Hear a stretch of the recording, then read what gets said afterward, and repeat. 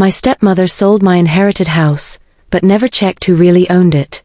That single reckless act set into motion a chain of events that would unravel the delicate threads of my life and leave me questioning everything I thought I knew about family, trust, and belonging. The house was more than just bricks and mortar. It was a sanctuary filled with memories of laughter, love, and loss. It had been in my father's family for generations, a sprawling Victorian home nestled at the edge of town, surrounded by towering oaks and wildflowers that danced in the summer breeze. When he passed away 2 years ago, the house became mine, or so I believed.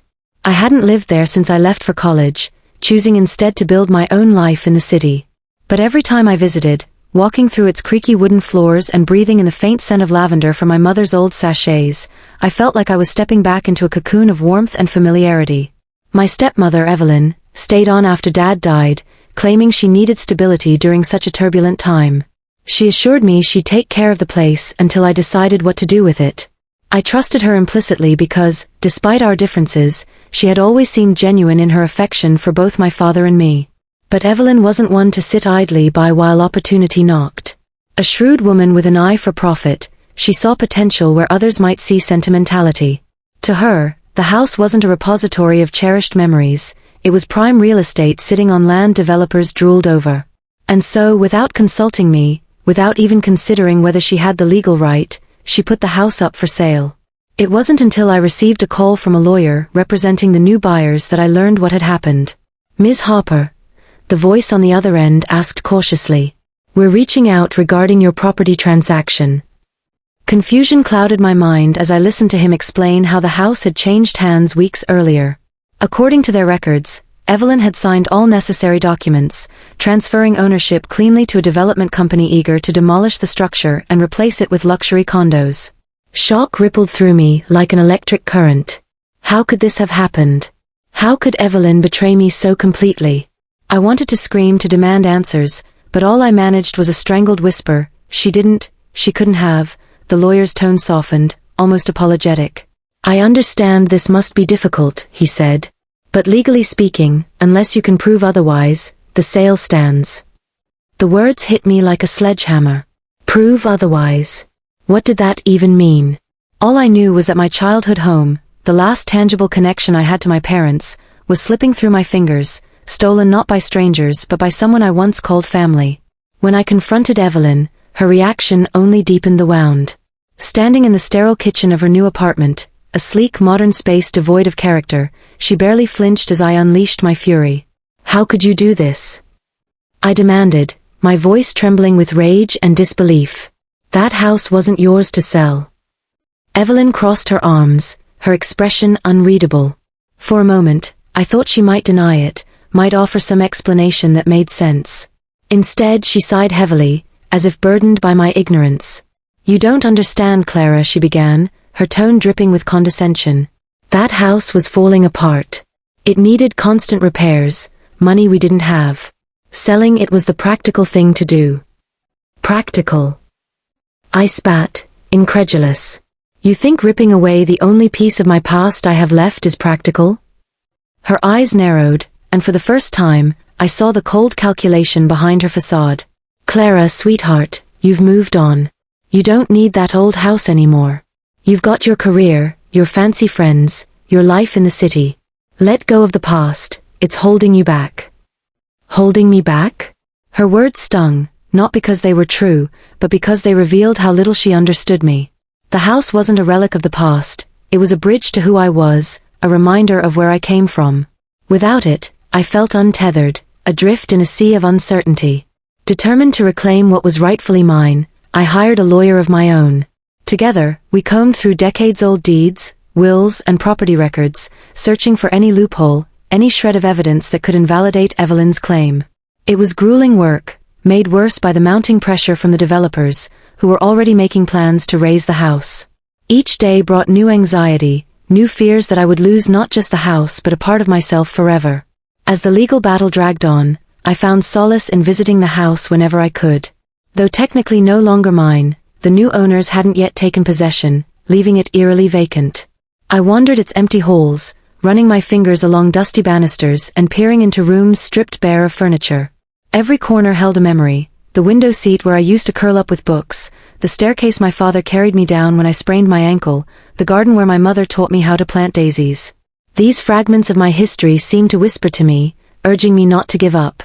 Yet, as much as the house anchored me, it also unearthed buried emotions I wasn't prepared to face. Memories of my parents' marriage, strained under the weight of financial struggles and unspoken resentments, surfaced unbidden. My father's decision to marry Evelyn, a woman half his age with ambitions far beyond their small-town roots, had always been a source of tension. Mom had tried to hide her disapproval, but I saw the cracks forming long before she passed away. Afterward, Evelyn moved in, bringing with her a whirlwind of change that left me feeling alienated in my own home. Now, standing in the shadow of those memories, I wondered if Evelyn's betrayal was rooted in something deeper than greed. Was this her way of erasing the remnants of my parents' legacy, of asserting control over a life she never truly belonged to? Or was it simpler than that, just another transaction, another means to an end? The uncertainty gnawed at me, eating away at my resolve. Some days, I felt strong enough to fight, fueled by righteous anger and a fierce determination to protect what mattered most. Other days, doubt crept in, whispering cruel truths about the futility of my efforts. What if I couldn't win? What if the house was lost forever, reduced to rubble and forgotten? It was during one of these low moments that I discovered something unexpected, an old journal tucked away in the attic. Its leather cover was cracked and faded, but inside, the pages were filled with my mother's handwriting. As I flipped through them, tears blurred my vision. Here was her voice, preserved in ink, recounting joys and sorrows, hopes and fears. There were entries about me as a child, about my father, about the dreams they shared for the future. And then, toward the end, a revelation that stopped me cold.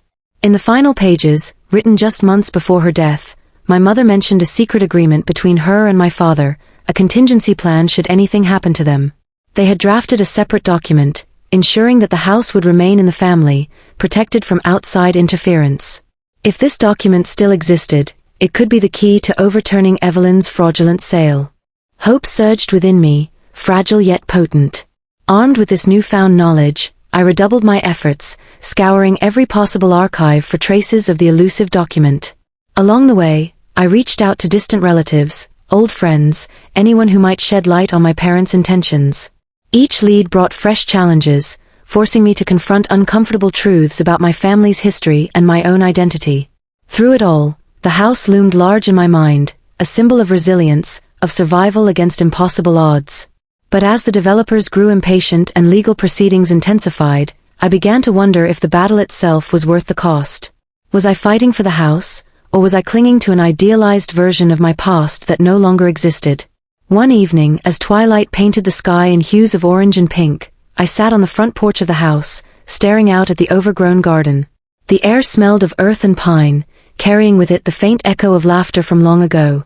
I closed my eyes, letting the memories wash over me, and for the first time in months, I allowed myself to cry, not out of anger or frustration, but out of sheer exhaustion. In that moment of vulnerability, I realized something profound. The house wasn't just a physical structure, it was a mirror reflecting the complexities of my relationships, my grief, and my longing for closure. Whether I won or lost this fight, the journey had already changed me, forcing me to confront parts of myself I had long ignored. And yet, despite the pain, there was beauty in the struggle. The people I met along the way, the kind-hearted archivist who stayed late to help me search dusty files, the elderly neighbor who shared stories of my parents' early days together, the young lawyer who believed in my cause when others doubted, reminded me that I wasn't alone. In their eyes, I saw glimpses of hope, of solidarity, of humanity. As the sun dipped below the horizon, casting the world in shadow, I made a silent promise to myself. No matter the outcome, I would honor the spirit of the house, not as a monument to the past, but as a testament to the strength it inspired within me. Whatever lay ahead, I would face it with courage, knowing that sometimes, the greatest battles are fought not for victory, but for understanding. With renewed determination, I rose from the porch steps and walked back inside, ready to continue the fight. The war for my inheritance was far from over, but for the first time, I felt prepared to meet whatever challenges awaited. The next morning, I returned to the attic with a renewed sense of purpose. The journal's cryptic mention of a contingency plan had ignited a spark within me, a belief that somewhere, buried beneath layers of bureaucracy and time, lay the proof I needed to reclaim my home. Armed with gloves and a flashlight, I began sifting through boxes and trunks that hadn't been opened in decades. Dust motes swirled in the dim light as I unearthed relics of another era, faded photographs, brittle letters tied with ribbon, and yellowed newspaper clippings. It was in an unassuming cedar chest tucked into a shadowy corner that I found it, a small leather-bound folder marked simply with my father's initials. My heart raced as I carefully opened it, revealing a stack of documents inside.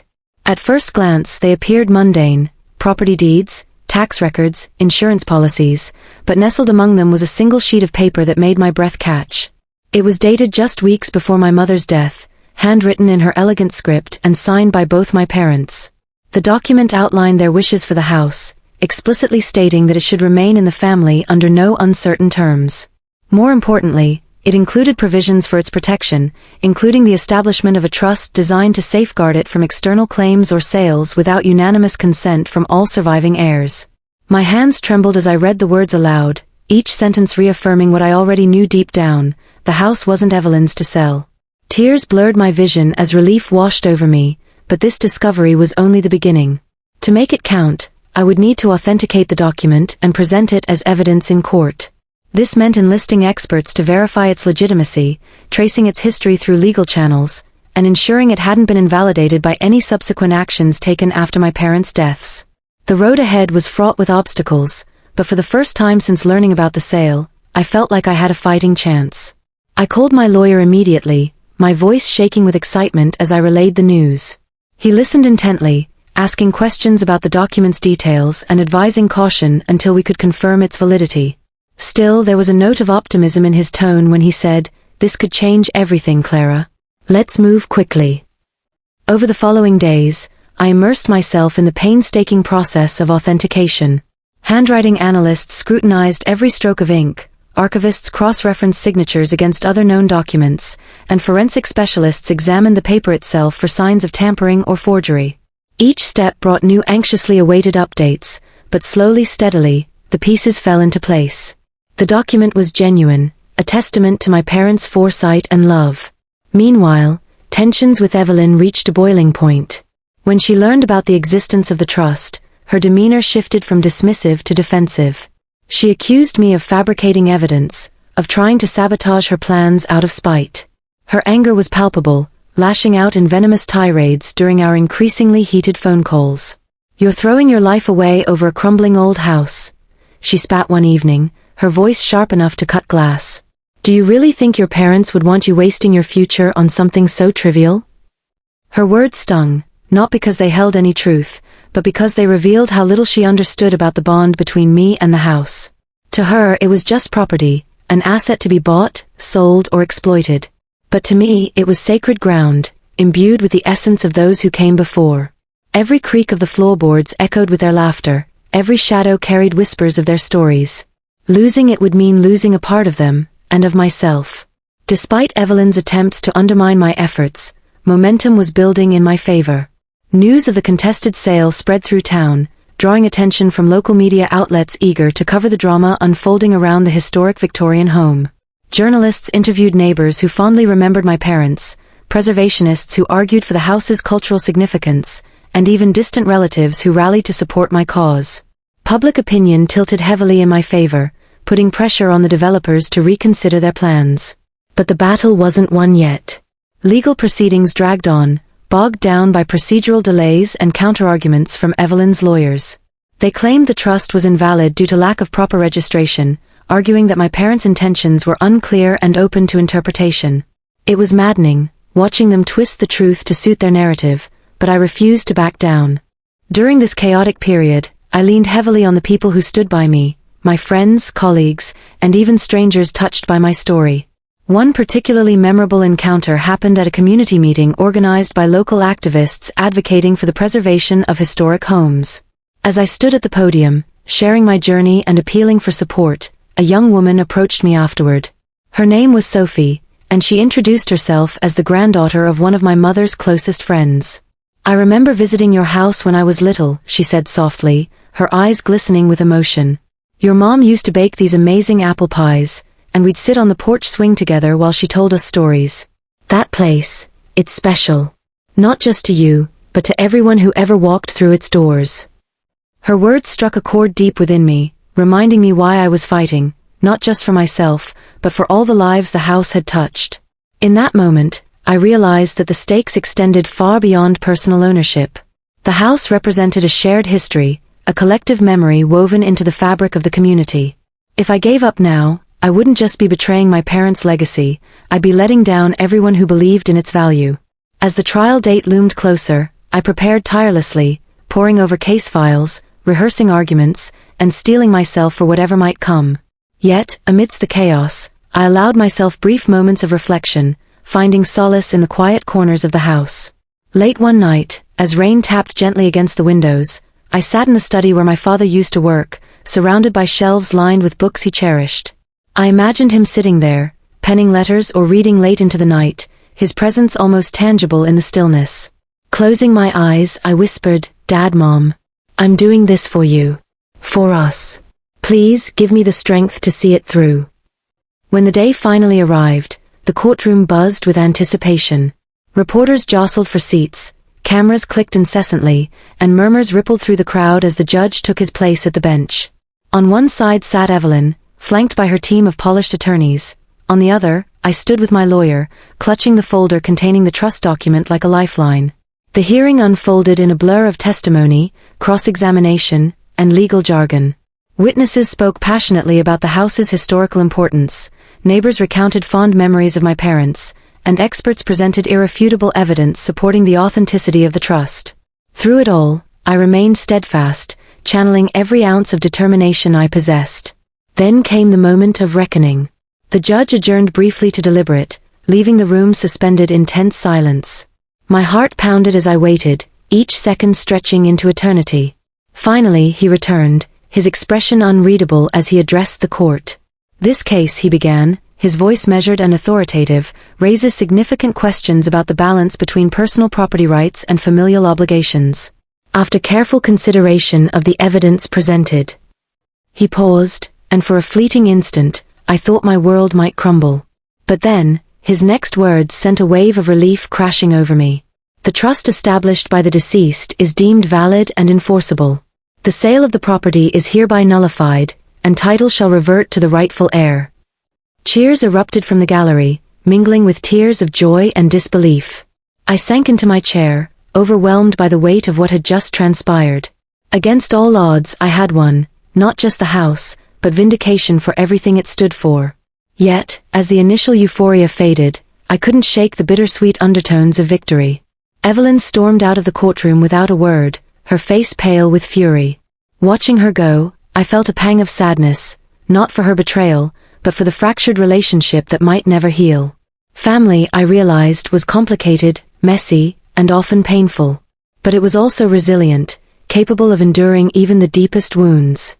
In the weeks that followed, I threw myself into restoring the house, determined to honor my parents' vision while breathing new life into its walls. Friends and volunteers joined me, painting rooms, repairing fixtures, and tending to the garden. Slowly but surely, the house transformed, regaining some of its former glory. One afternoon, as I stood on the porch surveying the progress, Sophie reappeared, carrying a basket filled with fresh-baked goods. "Thought you could use a little treat," she said with a smile. "And maybe some company?" We spent hours talking, sharing stories about our families and marveling at how fate had intertwined our lives. By the time she left, the sun was setting, casting golden light across the yard. For the first time in years, I felt truly at peace, surrounded by the beauty of renewal and the promise of brighter days ahead. But as I closed the door behind her, a faint rustling sound caught my attention. Turning toward the study, I froze. There, lying on the desk where I'd spent countless nights preparing for the trial, was a letter addressed to me in handwriting I recognized instantly. My father's. With trembling hands, I opened it, bracing myself for whatever message he might have left behind. And as I read the words scrawled across the page, I realized that the journey wasn't over, it was only beginning.